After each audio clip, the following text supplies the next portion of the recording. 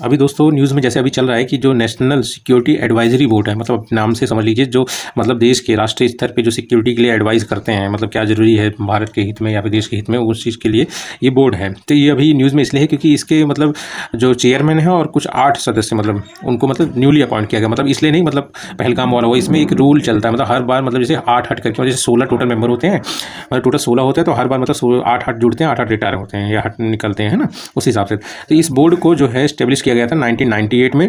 मतलब ये long term analysis perspective अपना और नेशनल सिक्योरिटी से रिलेटेड अपना जो भी डाटा है ये प्रोवाइड करता है, ठीक है। मतलब एडवाइजरी बोर्ड है, ठीक है। एडवाइजरी बोर्ड वो होते हैं जिनकी एडवाइस ली जाती है।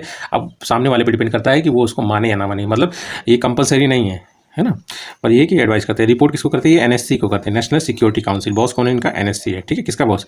एनएसएबी का, ठीक है।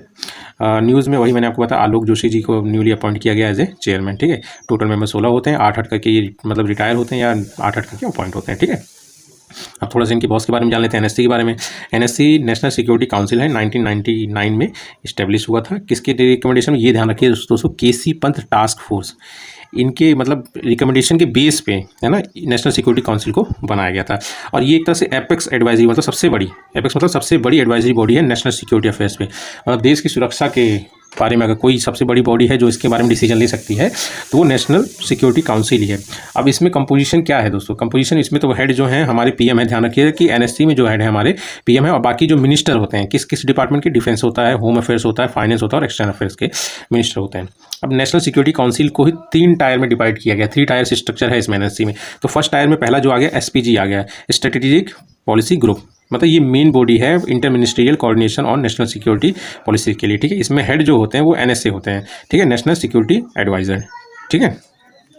उसके बाद आप की मेंबर आप ध्यान रखिएगा, जैसे वाइस चेयरमैन हो गए नीति आयोग के, कैबिनेट सेक्रेटरी हो गया, तीनों से सर्विसेज के जो चीफ होते हैं वो हो गए, है ना। आरबीआई गवर्नर ध्यान रखिएगा, है ना, आरबीआई गवर्नर थोड़ा ध्यान रखिएगा, इसमें होते हैं, किसमें? एसपीजी में होते हैं।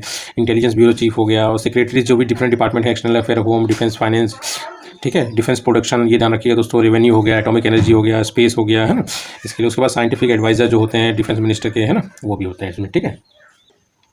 उसके बाद सेकंड आ गया आपका 3 टायर सिस्टम में, बी वाला हो गया नेशनल सिक्योरिटी एडवाइजरी बोर्ड, ठीक है। इसके हेड भी एनएसए ही होते हैं, है ना, नेशनल सिक्योरिटी एडवाइजर के, वही हो गया एनएसए, है ना। और अदर जो होते हैं, मतलब जो इस डिफरेंट फील्ड में मतलब काफ़ी अच्छा नॉलेज रखने वाले जो लोग होते हैं वो इसमें होते हैं, जैसे मतलब डिफेंस हो गया, डिप्लोमेसी हो गया, इंटेलिजेंस हो गया, इंडस्ट्री या एकेडमिक्स हो गया, ठीक है। उसके बाद थर्ड आपका जाता है जॉइंट इंटेलिजेंस कमिटी, जेआईसी, ठीक है।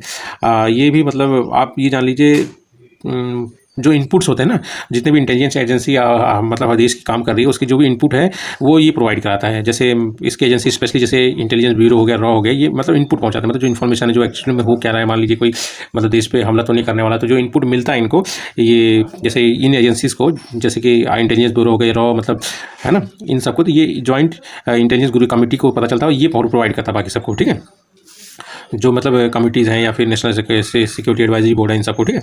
अब इसमें एक चीज़ ध्यान रखिए, एक जो एग्जीक्यूटिव पार्ट अगर कोई अगर है तो वो एनएससीएस है, नेशनल सिक्योरिटी काउंसिल सेक्रेटेरिएट है, ये एग्जीक्यूटिव आर्म है, जो कि इन सबको, जो ऊपर में टायर है ना, एनएससी हो गया, एसपीजी हो गया, एनएसएबी हो गया, जेआईसी, इन सबको एग्जीक्यूटिव आर्म पर प्रोवाइड करता है, मतलब जो काम करते हैं एक्चुअल में, ठीक है दोस्तों।